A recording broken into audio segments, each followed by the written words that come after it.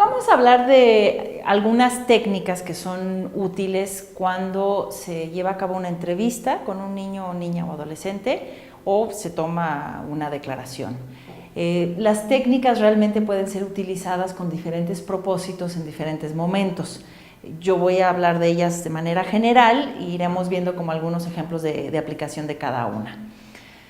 Las técnicas básicamente de lo que se tratan es de ser una herramienta que ayude fundamentalmente a reducir los niveles de angustia que puede estar sintiendo un niño durante una diligencia para que él o ella pueda expresarse con naturalidad y sin temor. Hay otro tipo de usos generales que tienen que ver con facilitar la expresión de un niño. Entonces son técnicas para distensar y técnicas, podríamos decir, como herramientas de expresión. Y como decía, pueden ser de uso intercambiable. Veamos una primera técnica que no sé si es propiamente una técnica o una naturalidad, una indicación como generalizada. Uno de los elementos que mayor angustia genera en una diligencia judicial es lo absolutamente ajeno y frecuentemente incomprensible del proceso.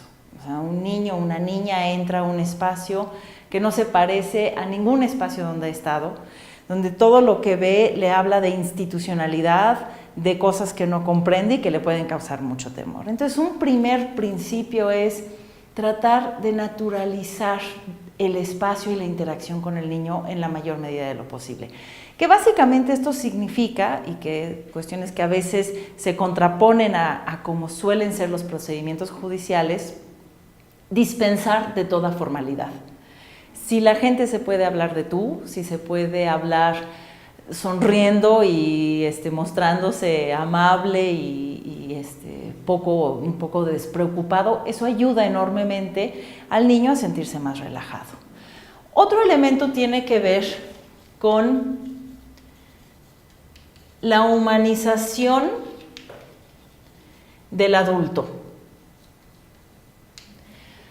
Normalmente cuando se lleva a cabo una diligencia de esta naturaleza, el adulto busca permanecer neutro, no interferir en el asunto y, por supuesto, tener muchísimo cuidado de no ser inductivo.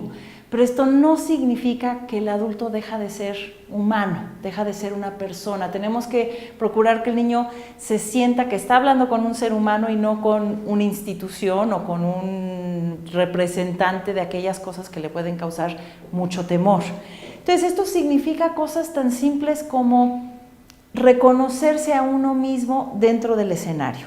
¿A qué me refiero? Hablar de uno mismo en el momento en que se está estableciendo un clima de confianza con el niño, suele tenderse hacia hacer muchas preguntas. ¿Qué películas te gustan? Si tienes mascotas, cómo te va en la escuela, si tienes amigos, pero todo es unidireccional, es yo adulto preguntándole al niño. Humanizar significa campechanearle un poco. Y entonces pregunto al niño, pero también hablo de mí mismo y les digo, pues yo tengo 2 perros y a mí me gustan mucho los perros. ¿Tú tienes perros? Es decir, asumirme como un elemento presente y dinámico dentro del escenario. Otro elemento tiene que ver con el manejo de materiales y cómo también debe ser natural. Se recomienda o se indica que toda participación infantil sea grabada en audio y video. Y la presencia de una cámara puede o no ser un elemento de angustia y tensión para el niño. Si hay una cámara medio oculta y yo la veo, me genera tensión. Me siento observada, siento que algo está pasando que no controlo. Si la cámara se presenta con toda naturalidad como parte de lo que se va a usar, porque lo que el niño dice es tan importante que es de suma importancia tener un registro adecuado de lo que dice, se maneja con naturalidad, incluso el niño tal vez puede tomar la cámara, ver cómo funciona, ayuda a distensar. Si yo como adulto tengo que tomar alguna anotación durante la entrevista con el niño y tengo un cuaderno en el cual yo escribo sin que nadie vea lo que escribo, es inevitable que esto genere angustia y curiosidad, por lo menos curiosidad, si no es que preocupación en el niño, pues ¿qué está escribiendo? ¿Qué acabo de decir? escribió justo cuando yo dije tal cosa. Es importante que si se va a usar un material, se maneje abierta y naturalmente con el niño. Voy a tomar notas porque todo lo que digas es muy importante y hay cosas que no quiero olvidarme para preguntarte después. Si tomo notas, el cuaderno lo coloco a la vista del niño, de tal forma que si él quisiera, podría leer lo que yo escribo, ¿no? Como hacer las cosas tan abiertas que logramos invisibilizarlas. Otro tema que de alguna manera se relaciona es el manejo de los tonos de voz. Si bien es muy importante que durante una entrevista con un niño, una declaración infantil, el adulto tenga mucho cuidado de no hacer expresiones o mostrar alarma o preocupación por las cosas que narra el niño, que inevitablemente pueden ocasionar reacciones emocionales en el adulto, es importante que el tono de voz y las expresiones faciales no incrementen el temor o angustia en el niño. Esto, sin embargo, no significa que el tono de voz del adulto debe ser absolutamente plano. Es importante que el tono de voz refuerce lo que hemos venido describiendo de la humanización del adulto, que nos haga un actor presente, interactuante, dinámico con el niño. Además de ello, el tono de voz puede ser utilizado como una herramienta para romper tensión. Si nosotros vemos que en un momento de la narrativa el niño va acumulando más y más tensión, se está acercando tal vez al momento en la que se acerca a un punto más doloroso de lo que va a narrar, es útil a veces un cambio de tono de voz que ayuda a romper como una dinámica de acumulación de tensión, ¿no? Otro tema que puede ser de gran ayuda es enfocarse en un objeto común. Decían por ahí que uno de los momentos mejores, en psicólogo que trabajaba con terapia de parejas, para hablar de problemas en la pareja era en la carretera, porque los dos van mirando al frente, no pueden irse mirando cara a cara y ninguno de los dos puede salir corriendo. Pues de alguna manera esto nos habla de un elemento que es importante en la interacción con un niño. Estarnos mirando cara a cara, mirando a los ojos, cuando estamos hablando de algo que nos cuesta mucho trabajo, es sumamente difícil. Puede generar muchísima presión. Si logramos hablar de ello sin mirarnos directamente, puede distensar enormemente el ambiente. Un objeto común puede ser lo que sea. Puede ser un garabato que se está haciendo. Puede ser un croquis o un dibujo que en algún momento el niño hizo para hablar de lo sucedido y que se continúa usando como un referente visual sin que realmente sirva un propósito como tal. Tal vez el mirar el dibujo no aporta información adicional, pero da un escape visual que permite que ambos, adulto y niño, puedan hablar de temas difíciles sin tener que estarse mirando cara a cara, incrementando la presión o la tensión. En una lógica similar, ayuda mucho para distensar la manipulación de objetos. Esto se refiere a cualquier objeto, pero evidentemente hay objetos más apropiados que otros. La plastilina es un perfecto ejemplo. Frecuentemente, cuando un niño está hablando de cosas que le generan mucha angustia, poder simplemente estar manipulando la plastilina, estirándola, golpeándola incluso contra la mesa, esto le da un escape a la tensión, le permite estar distensando parte de la angustia que le genera lo que está narrando a través de la manipulación de un objeto. Como adultos, frecuentemente asociamos la quietud con la tensión. A ver, vamos primero a hablar de esto y luego puedes tocar el objeto. Como si esto lo distrajera, entonces significa que el niño no está puesto en el tema que debe estar. Al contrario, la manipulación de un objeto es justamente aquello que le puede permitir al niño concentrarse en algo que le resulta muy doloroso. Pues si el 100% de su atención se coloca ahí, le podría resultar imposible continuar. Entonces es importante permitir que el niño utilice y manipule estos objetos, se mueva, se jale la ropa, que son formas en las que se ayuda a soltar tensión acumulada, ¿no? Una técnica que resulta útil, aunque parece a veces realmente tan simple que es difícil creer que resulta de utilidad, se llama espejeo. Y esto es cuando el entrevistador asume la misma postura y hace mímica un poco, sin hacerlo exagerado, de lo que está haciendo el niño. Por ejemplo, si un niño está manipulando plastilina o un niño está haciendo rayones en un papel mientras habla y yo veo que va incrementando la angustia que siente el niño, yo podría tomar una pluma, un lápiz y hacer rayones de la misma manera que los está haciendo él.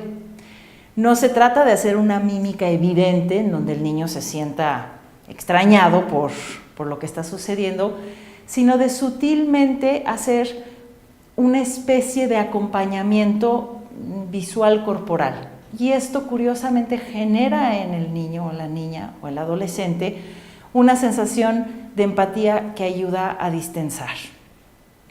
En su conjunto son una serie de herramientas que pueden ser utilizadas de diferente manera en diferente momento para distensar. Hay otro tipo de técnicas o herramientas que tienen un propósito claramente expresivo, es decir, herramientas que ayudan al niño a expresarse. Como hemos visto, la narrativa infantil es sumamente distinta de la narrativa adulta. La estructura mental de un niño es muy distinto a la estructura adulta. Y uno de los aspectos en los que mayormente se manifiesta esta diferencia es la dificultad que tiene el niño para el pensamiento abstracto, el pensamiento complejo. Esto hace muy difícil que un niño pueda describir situaciones complejas. Supongamos que el niño va a describir hechos que involucran el movimiento simultáneo de varias personas en torno a 3 objetos en un cuarto. Está un sofá, está una mesa y acá hay un televisor. Y el niño tiene que describir cómo 2 adultos entraron al cuarto, se desplazaron de maneras distintas y lo sujetaron. La descripción de esa mecánica, que si bien es muy importante para fines judiciales y para el esclarecimiento de lo sucedido, para un niño significa un ejercicio mental, dependiendo de su edad, imposible. Para ello puede ser sumamente útil que cuente con objetos que le ayuden a describir. Estos pueden ser el dibujo, ¿no?, en donde un niño pueda literalmente dibujar. A ver, aquí estaba la mesa, aquí estaba el sofá, él entró por acá, etc. Otra herramienta que puede ser de enorme utilidad, incluso mucho más que el dibujo, es la plastilina. La plastilina no solo permite al niño ubicar los diferentes elementos dentro de un espacio, sino literalmente mostrar cómo se movían de un lugar a otro. Esto es algo que probablemente de manera verbal le resulte imposible al niño, pero que puede mostrarnos exactamente la mecánica de lo sucedido. Finalmente, puede darse la manipulación de objetos diversos, más o menos específicos. Existe el uso de muñecos anatómicos. Y esto ha generado cierto grado de controversia de en qué medida llegan a ser inductivos con un niño. Sin embargo, no son el único tipo de muñecos o objetos que se pueden utilizar. Un niño puede utilizar desde los objetos que están sobre la mesa, pues puestos a la mano, hasta muñecos, aun cuando no son anatómicos, para mostrar aquello que por razones cognitivas o incluso por razones emocionales le resulte demasiado difícil describir verbalmente. Otro último tipo de instrumento que mencionaría que tiene un uso para ayudar al niño a expresar ideas tiene que ver con el uso de materiales estandarizados. Material estandarizado. Así en cortito. Esto se refiere, como hemos visto, el niño no puede utilizar adecuadamente o con precisión referentes abstractos como fechas, calendario, o describir tamaño usando medidas abstractas conceptuales como centímetros, metros, kilómetros, etc. Es decir, estas nociones requieren un ejercicio mental que el niño carece de este. Pero sí puede usar comparativos con elementos estandarizados. ¿Qué tipo de cosas son estandarizadas? El tamaño de un billete no cambia. El tamaño de una cajetilla de cigarros, el tamaño de una moneda. Si nosotros para efectos jurídicos requerimos de la precisión o de mayor precisión y una aproximación del tamaño de un objeto, podemos pedirle al niño que utilice de manera comparativa estos elementos o estos materiales estandarizados. ¿Era más grande o más chiquito que este billete? Eso es un ejercicio concreto que el niño sí puede efectuar. Finalmente, mencionaría de manera generalizada,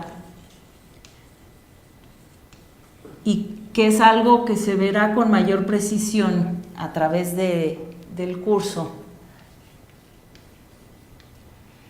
el uso de los mensajes básicos para ayudar al niño a continuar hablando. Los mensajes básicos se irá viendo con muchísima precisión exactamente cuáles son y cómo transmitirlos. De manera generalizada podemos hablar que son mensajes o es información, cosas que le decimos al niño, que desculpabiliza, lo que sucedió no es tu culpa, que libera, no hay respuestas correctas e incorrectas, lo importante es que tú platiques y digas lo que sucedió y lo que tú sabes que es verdad, y que autoriza al niño a no saber, a no querer hablar, a querer parar, ¿no? Son mensajes que ayudan a ubicar al niño dentro de un ámbito de protección y de que las acciones que él está tomando son poderosas como herramientas de autoayuda. Otro elemento fundamental es que más allá de la efectividad del uso de cualquiera de estas herramientas o de estas técnicas, habrá momentos en que los niveles de angustia de un niño lleguen a ser insoportables. Y que si nosotros, cuando detectamos que el niño está llegando a ese umbral, presionamos para continuar, lo que podemos provocar es no solo una afectación y un daño importante en la esfera emocional del niño, sino que imposibilitar que el niño continúe narrando aquello que es indispensable que se obtenga.